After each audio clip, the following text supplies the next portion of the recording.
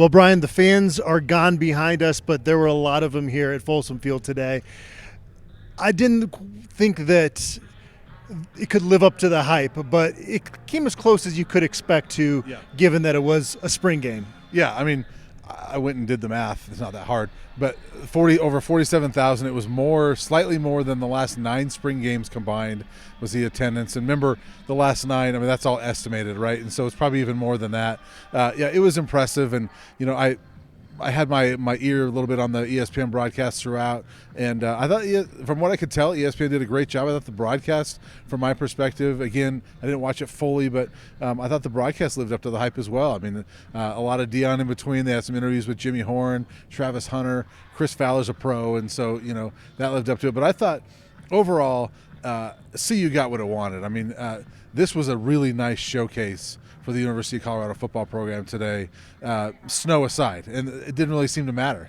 We woke up today and everything's white. In fact, we get here and the field is completely white, and we're sitting there wondering, are they going to get this cleaned up in time? And they did, and I don't know if you could tell on TV that there had been, so there was some piles back there, but it didn't affect the attendance at all. It seemed like everybody showed up, or at least enough that the seats were filled.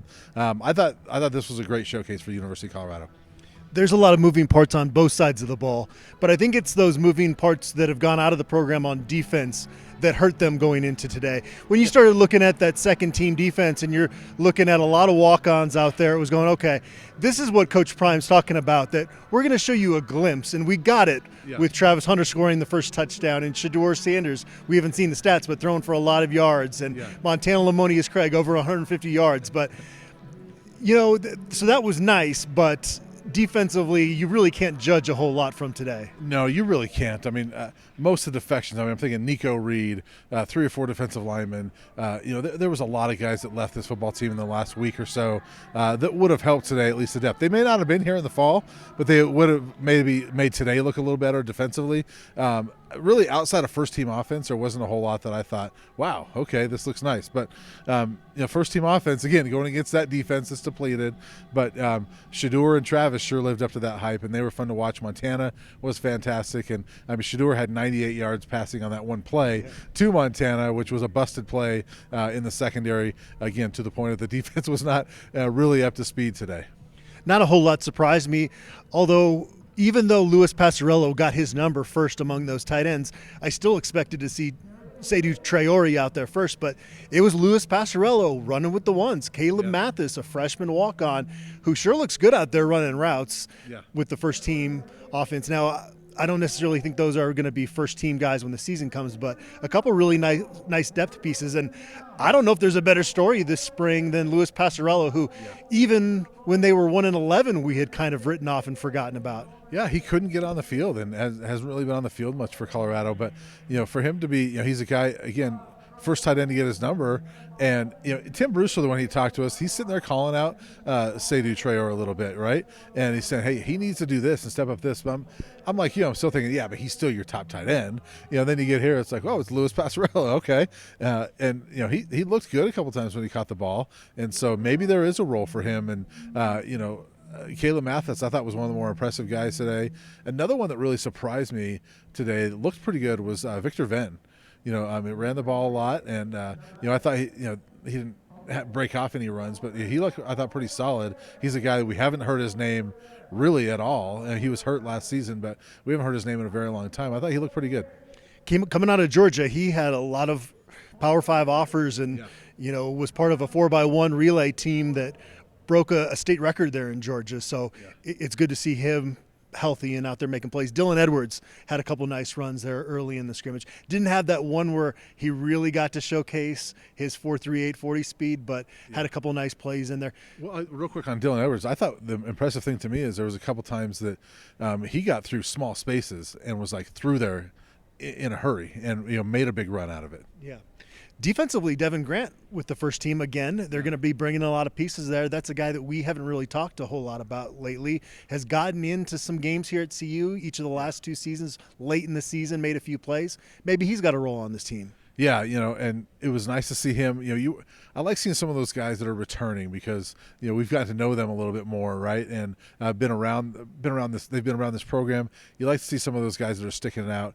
Devin Grant being first team was I think a nice surprise for us. Jalen Sami was one that he was playing second and third team defensive line because there's only 4 of them, and so he got a lot of reps today. Had a couple of really nice pass breakups, breaking through the line of scrimmage and batting the ball down at the line of scrimmage or behind the line of scrimmage. So I thought he showed himself pretty well today too. Mata doesn't miss, but every once in a while he'll get one blocked, and actually today had 2 of them. Yeah. Jeremiah Brown with a recovery to steal that conversion. That was one of the other plays on special teams today. Mr. Williams with the other block. That's right. Yep. Coach Prime wasn't too excited about that special teams performance today. No, and I honestly, I was kind of joking about it, but I think the special teams player of the day was Peggy, Peggy Copham, who had the kick out to start things off, but it kind of went downhill from there on the special teams. For a 98-year-old, I mean, just to be upright is awesome. Yeah, she got that thing in the air. That was an awesome kick. Now it didn't go the 10 yards that you needed to go if it's an onside kick, but that was an impressive kick. Well, we went to the Village Coffee Shop before today's spring game. You had never been there before. A lot of people are calling you out for that on social media.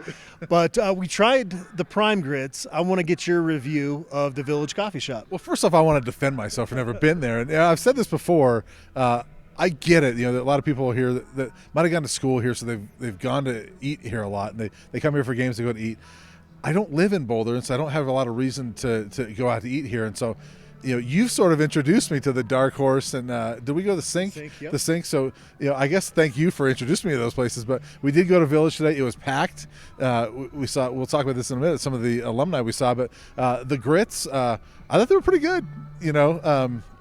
I didn't know what the prime grits would be.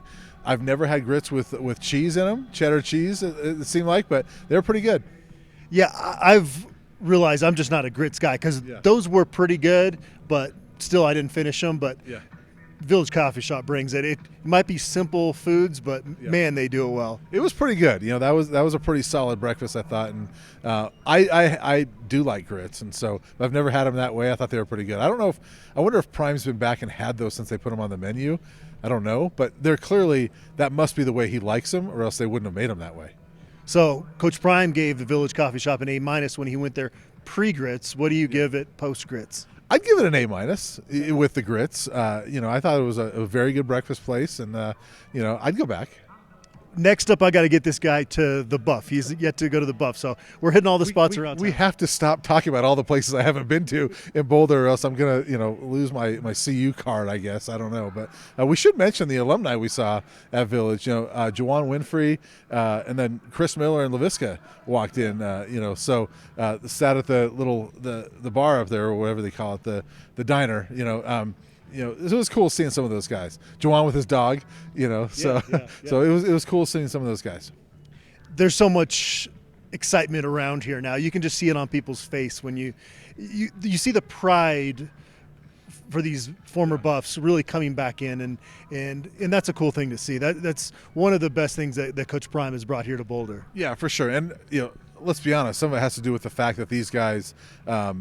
They're excited about Deion Sanders, right? And some of them know him. Cordell Stewart, it's probably the most time he spent at CU in a long time. Well, he did come back and get his degree here, but, he obviously is friends with him. And Michael Westbrook, they played together. And so it's cool to see these guys.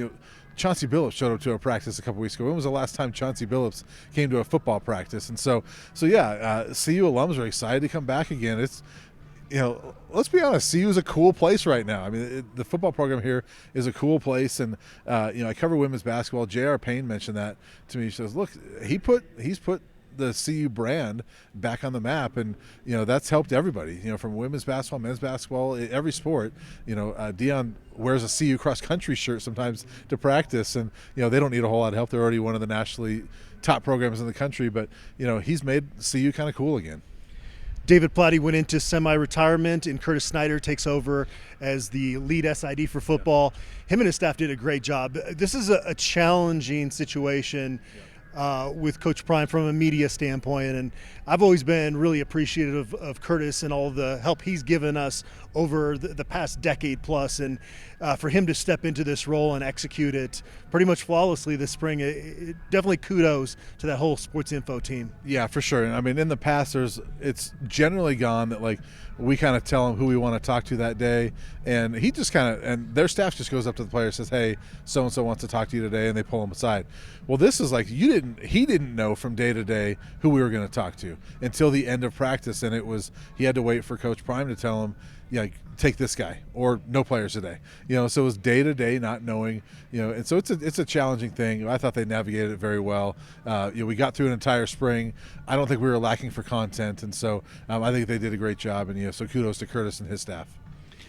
Usually the spring game ends, you get your stories written, and you can kind of breathe a sigh of relief. Now with the transfer portal, I mean, we're going to be busy here going forward because there's going to be hearing rumors about transfers that are committing to CU right now. So we're going to be still working, and I think we're going to catch up and do a feature breaking down the guys that hit the portal and that are coming in, because there's a lot of movement, and there's going to be a lot of things to cover here in the next few months. Yeah, and as Coach Prime said again after this game, after the spring game, there's guys going to be leaving.